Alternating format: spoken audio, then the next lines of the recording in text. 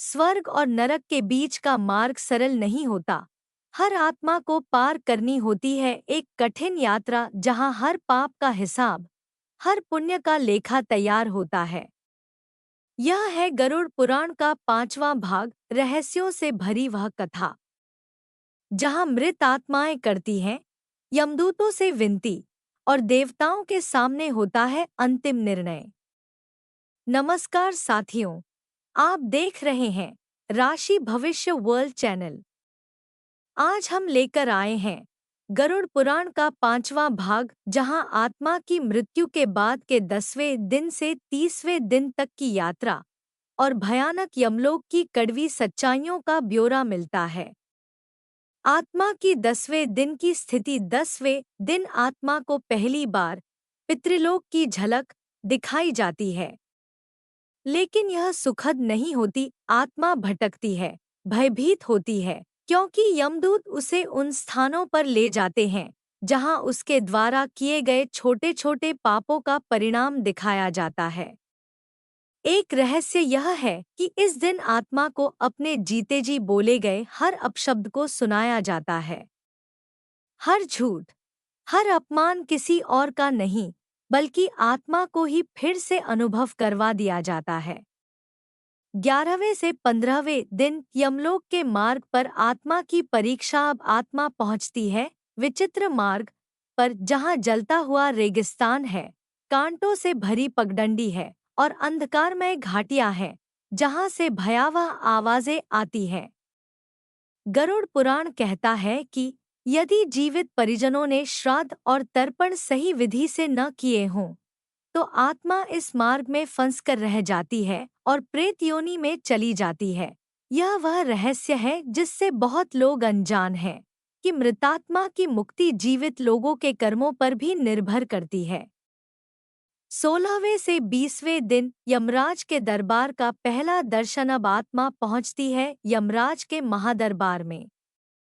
यहाँ न केवल यमराज होते हैं, बल्कि चित्रगुप्त भी होते हैं जो आत्मा का पूरा लेखाजोखा सामने रखते हैं। आत्मा से कहा जाता है, अब तू अपनी करनी के अनुसार अगले 100 जन्मों की तैयारी कर। यहाँ आत्मा को दिखाए जाते हैं अगले संभावित जन्म, कभी कुत्ते का जीवन, कभी सुअर का, कभी भिखारी का या कभी राजा का। अगर पुण्य हो कि कुछ आत्माओं को उनकी गलतियों की सजा तुरंत नहीं दी जाती, बल्कि उन्हें भविष्य में भेजा जाता है किसी विशेष कालचक्र में जहां वे दुगुनी पीड़ा भोगते हैं। 21वें से 30वें दिन विचार मंडल और आत्मा का अंतिम फैसला। अब आत्मा को ले जाया जाता है एक रहस्यमय स्थान में जिसे गरुड़ पुराण विचार मंडल कहता है। यह एक दैवी मंडल होता है जहां 7 पितृगण, यमदूत, चित्रगुप्त और अदृश्य देवगण आत्मा की याचना सुनते हैं। यहाँ आत्मा अपनी दलील देती है, मैंने यह पाप अनजाने में किया था, मेरा उद्देश्य गलत नहीं था।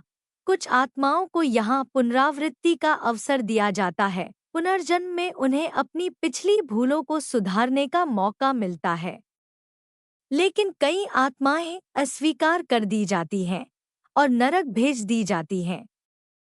विशेष रहस्य, भूत योनि में फंसी आत्माएं। गरुड़ पुराण कहता है कि कुछ आत्माएं इतनी क्रोध, लालच और वासनाओं से भरी होती हैं कि यमलोक भी उन्हें स्वीकार नहीं करता।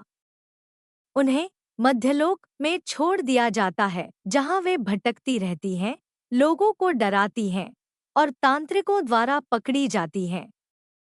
इन आत्माओं को शांति तभी मिलती है जब कोई व्यक्ति उनके लिए पिंडदान, कथा और हवन करवाता है। लेकिन साथियों, यही अंत नहीं है। गरुड़ पुराण के अगले भाग में हम जानेंगे नरक के 28 भयानक प्रकार, कौन कौन से पाप कौन से नरक में ले जाते हैं और कैसे होती है आत्मा की चीख पुकार उस भयंकर नरक में। क्या आपने कभी सोचा है कि सिर्फ एक झूठ बोलने पर भी नरक मिल सकता है? क्या आपके पूर्वज अभी भी कहीं फंसे हुए हैं? अगर आप भी जानना चाहते हैं अगला रहस्य, तो जुड़े रहिए हमारे साथ राशि भविष्य वर्ल्ड चैनल पर। वीडियो को लाइक करें, शेयर करें और सब्सक्राइब करना न भूलें ताकि अगला रहस्यपूर्ण भाग आप तक सबसे पहले पहुंचे। जय श्री हरि विष्णु, नमो भगवते वासुदेवाय।